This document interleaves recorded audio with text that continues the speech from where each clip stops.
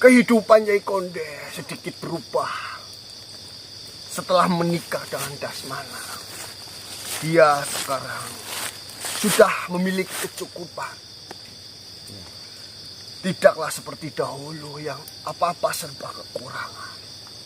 Dengan kecukupannya, Nyai Konde itu merasa sombong. Rokok. Maaf, saya tidak merokok. Monggo lah. Nyai Konde menjadi angkuh. Dan dia sangat tergiur dengan kawan-kawannya yang berkelimpangan harta. Oh. Sosialita ibu, sosialita.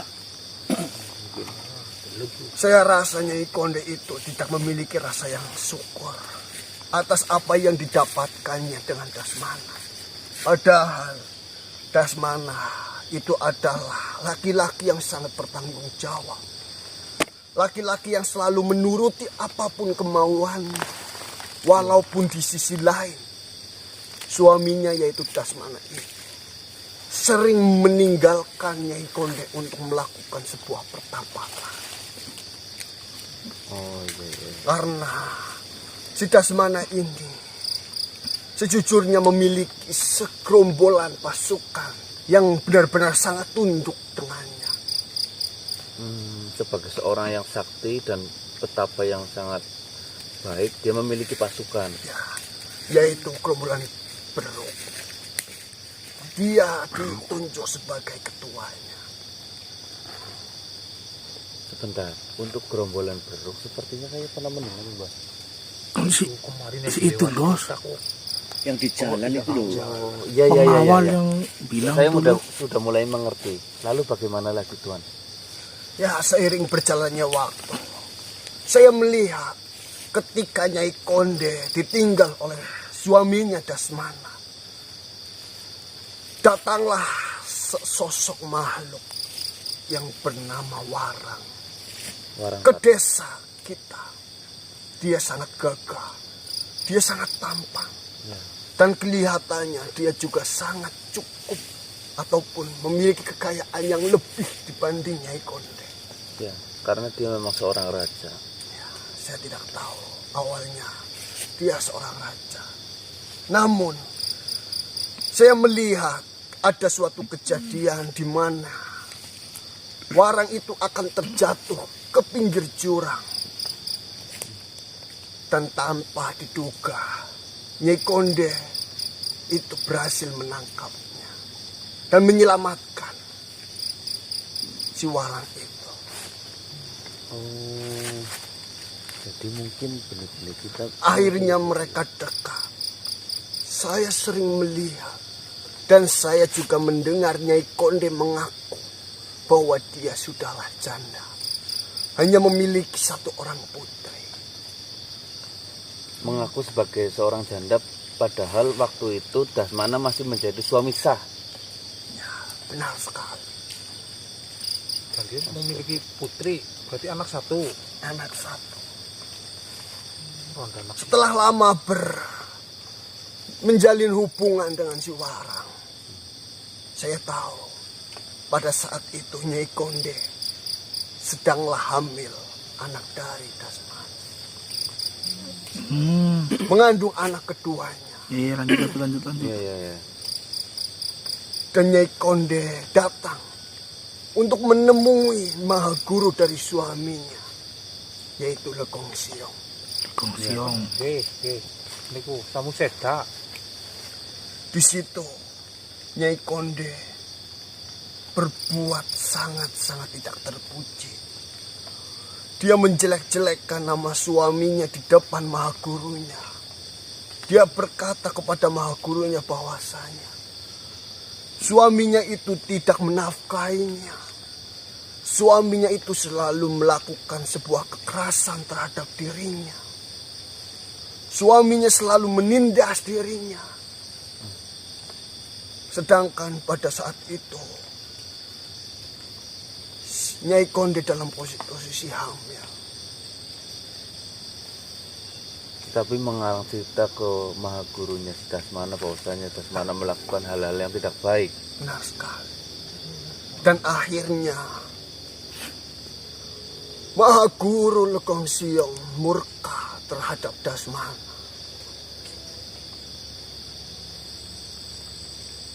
Dia memberikan sebuah garam terhadap Nyai Konde, di mana garam itu ditujukan untuk menghancurkan suaminya, yaitu Dasmana. Dengan cara seperti apa menghancurkan Dasmana? Gurunya memerintahkan kepada Nyai Konde pada saat Dasmana sedang melakukan pemujaan ataupun pertapaan. Taburkanlah garam ini ke tubuhnya, maka Dasmana akan terbelenggu selama-lamanya, seumur hidupnya.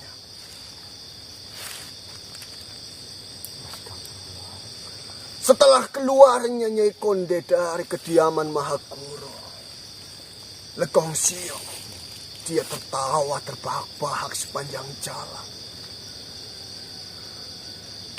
Bahkan dia memiliki maksud dan tujuan ingin mengurungnya seumur hidup.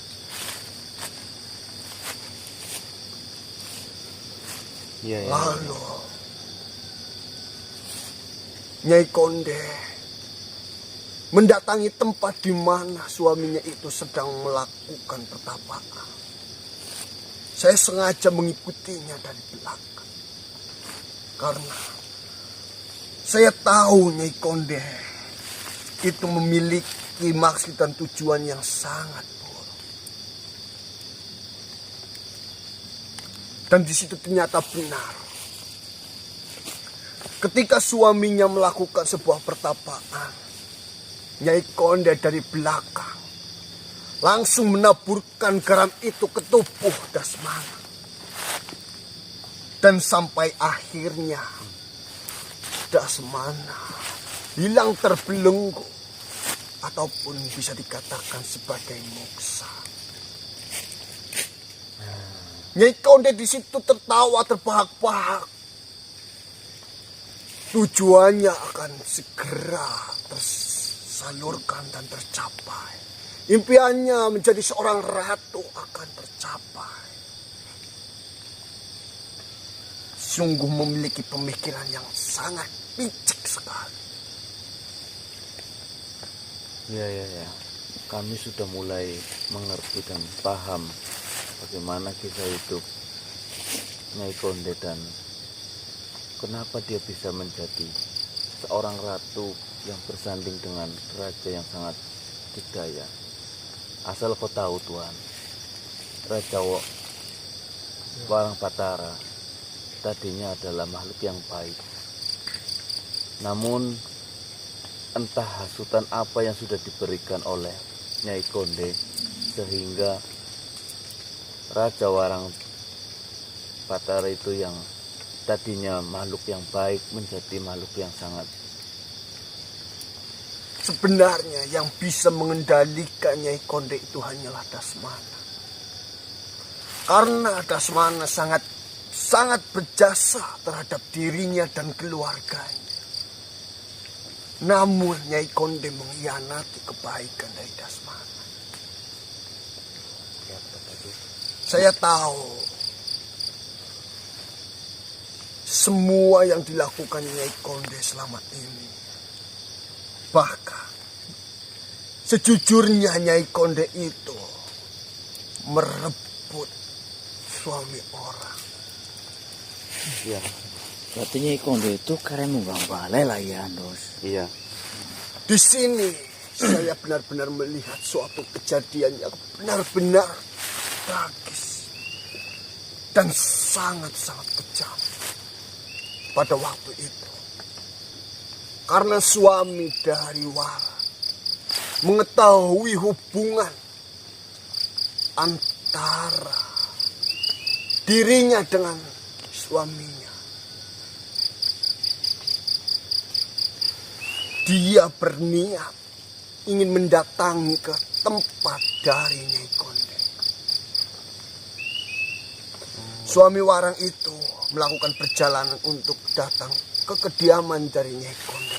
untuk berbicara secara baik-baik terhadap Istrinya agar maksudnya. tidak mengganggu hubungan keluarganya. Ya, Istrinya maunya istri dari Warang ya. benar sekali. Oh. Dia bernama Sumintri.